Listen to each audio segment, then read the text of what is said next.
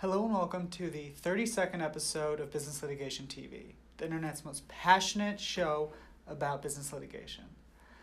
And before I get started, I want to wish everybody a Merry Christmas. Today's the Thursday before Christmas, at least as we're recording. I want to start off talking about legal terms. So legal terms in general, they can be, for lack of a better term, Greek to us, to at least the layperson, and I'm going to be honest, to a lot of attorneys too.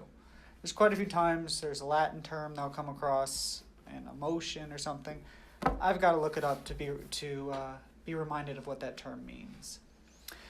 So to help you out, I'm going to have a nice quick show today about explaining just some basic or common legal terms.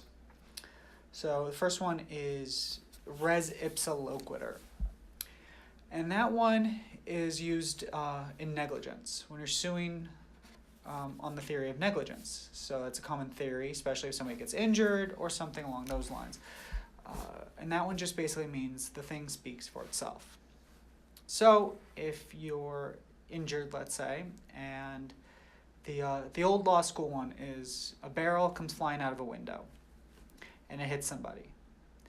So you can't really prove somebody was at fault, but if a barrel wouldn't come flying out of a window and hit you unless somebody did something wrong. So just the mere fact, it's called res ipsa loquitur, and that's a valid theory to help you win your case. The second one is called collateral estoppel. This helps someone or prevents someone from relitigating an issue that's been decided. So if a judge makes a ruling in a case or in a separate case, let's say he says that your contract is invalid, okay, in case A, right? Your contract's invalid. You can't then sue later on your contract. Say they breached my contract because it's already been decided by a judge that your contract is invalid, okay? Another one is called res judicata, and that prevents relitigating the same issue. To put it, it's similar but different from collateral estoppel, whereas is this one you've litigated a case on the merits to the end. Now you can't bring the case again, or they can't bring the case against you for the same issue. So again, for example, let's say you sued the defendant for breach of contract. You won after on a motion or on a trial, something like that, on anything but a default judgment. You won. They can't then sue you for breaching that same contract. You've already had your day in court. You've already won. They can't bring the case again. But for res judicata, same issues, same parties. Okay, same plaintiff, same defendant. Doesn't have to be in that order. Okay. And same issue, the contract. Caveat emptor means buyer beware. It's your job to inspect the goods, the house, whatever you're buying. Okay. Ab initio means from the start. It's mostly a contract term. But you can, let's say, have the court declare something void ab initio.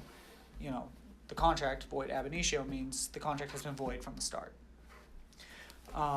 Bona fide just means in good faith. That's used usually in some kind of real estate litigation, a bona fide purchaser. Per se means by itself. Pro se means for himself.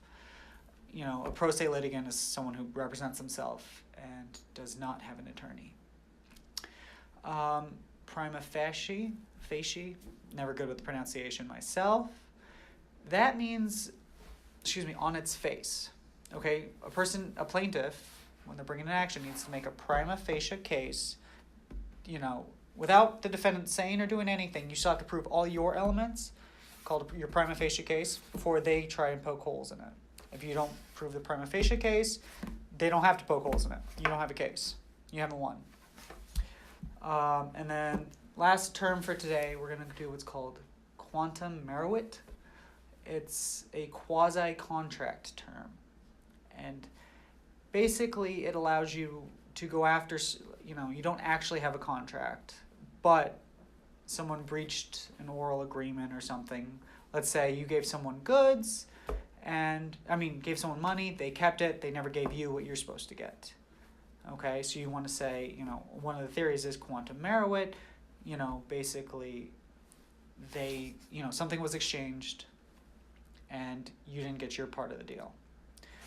So that is something, when there's no contract, also you usually sue for three things, breach of an oral contract, unjust enrichment, which that's not a legal term that needs defining, but it means, they've got something for nothing, is the quick version of that, and then quantum meruit.